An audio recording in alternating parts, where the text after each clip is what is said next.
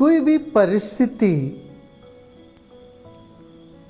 हम उसका विश्लेषण यदि करते हैं 3 दृष्टिकोण से देख सकते हैं। एक तो हर घटना कर्म के हिसाब से होता है, और दूसरा है उस घटना का समझने का तरीका है, हम कैसे उस घटना को समझते हैं, और तीसरा है काल का। अंकुर फूटा, एक बीज पौधा बन गया। ये पौधा बनना एक घटना समझो, ये कर्म के हिसाब से होता ना। किसी ने बीज को मिट्टी में रखा, पानी दिया, सूरज का किरण पड़े, पानी देने के बाद ही तो वो बीज फूटता है। उसका सही टेम्परेचर रहा, तापमान ठीक रहा, तो वो बीज फूट के अंकुर फूटा, फिर वो पौधा बन गया। तो कर्म माने करने वाली काम, उसके लिए वो उस घटना, एक बीज को वृक्ष बनाने का एक घटना हुई, इस घटना का कर्म हुआ। फिर काल, आज बीज रखे, हम ये सोचेंगे आज ही उसमें से निकाल देंगे, आज ही अंकुर उखाड़ देंगे, उससे ऊपर से नहीं हो पाएगा। काल का इंतज़ार करनी पड़ती है, वो सही समय पर वो अंकुर फूटेगा और पौधा बन जाएगा।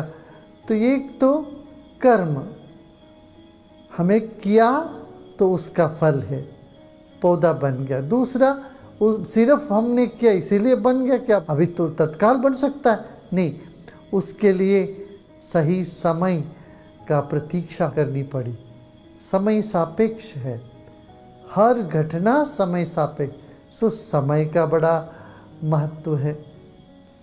फिर तीसरी बात है, मान लो अंकुर फूटकर अंकुर भी निकला, मगर तुम्हारे ध्यान में ही नहीं, तुम्हारे समझ में नहीं, वो घटना तुम्हारे लिए हुई नहीं।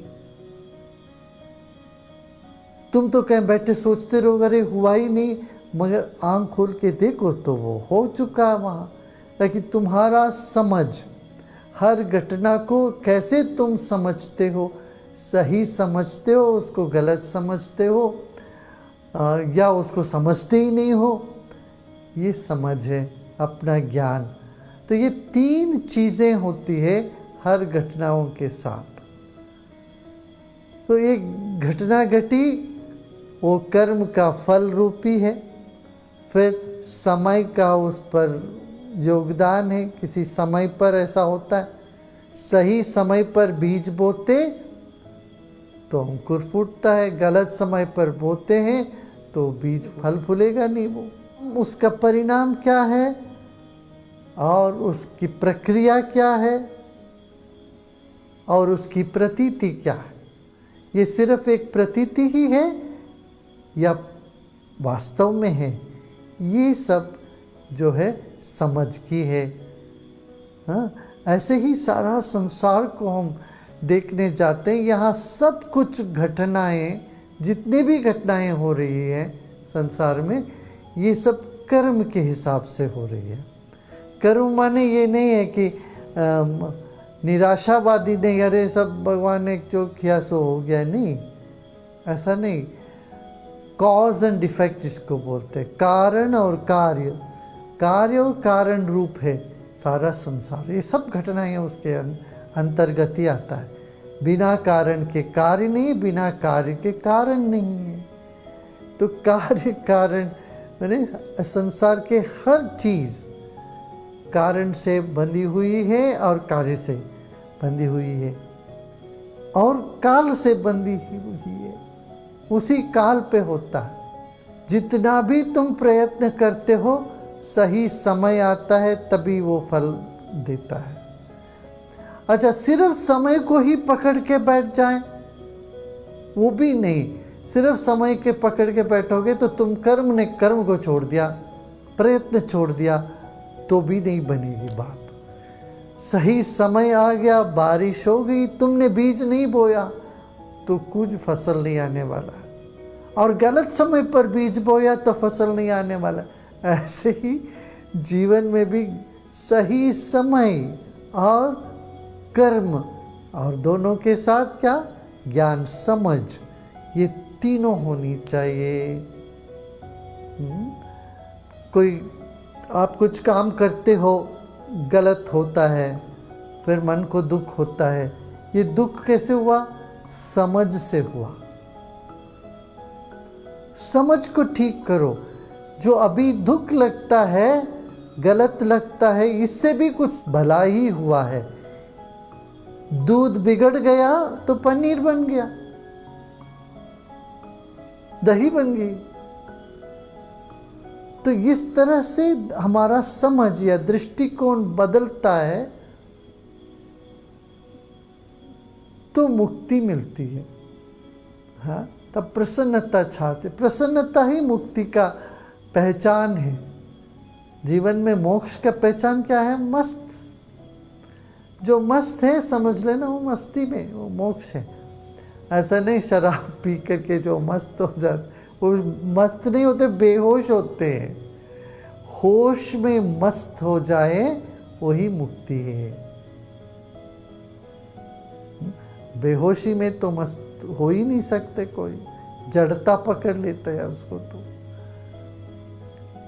प्रसन्न चित्त मोक्ष का, मुक्ति का आधार है, और इसको हमें अभ्यास करनी पड़ेगी। अभ्यास करने के लिए समझ,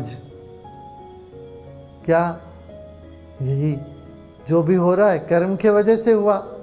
कुछ कर्म, अच्छा बुरा जो भी कर्म उसके वजह से हुआ। दूसरा, काल के वजह से हुआ। एक काल ऐसा आया, काल ने ऐसा कर दिया। काल करे सो होय, है ना, सुना है ना, ये तो कहावत है। कर कर के कुछ नहीं होगा, काल करे सो होय। काल का प्रभाव यही है, जितना भी तुम अच्छा करोगे तब भी तुम्हें गाली सुनना हो तो सुनना ही पड़ता है। काल का प्रभाव है, और वो तुम्हें मजबूत ही करता है। कहीं ना कहीं तुम मजबूत होते निकलते हो। ये समझ है।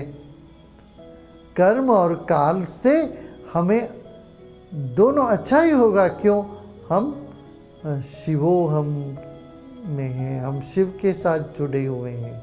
हमारे भीतर आत्म तत्व में वो बल है। आत्मा के अधीन है काल और कर्म दोनों। जब हम अपनी आत्मसत्ता में विश्राम करते हैं तो कर्म भी हमारे अनुकूल और काल भी हमारे अनुकूल है। कुछ प्रतिकूल होता नहीं है उस वक्त, प्रतिकूल सा भास होता है, अंततो गत्वा सब अनुकूल है। तो ये तीन चीजें फिर से याद कर लेने। क्या, हर चीज होता है कर्म के वजह से, दूसरा काल के वजह से, और तीसरा हम जैसे उसको समझते हैं उस हिसाब से उस पर हमारे ऊपर प्रभाव होता है उसका, ठीक है ना। तो अपने स्वभाव में टिके रहना, अभाव में नहीं, प्रभाव में नहीं, अपने स्वभाव।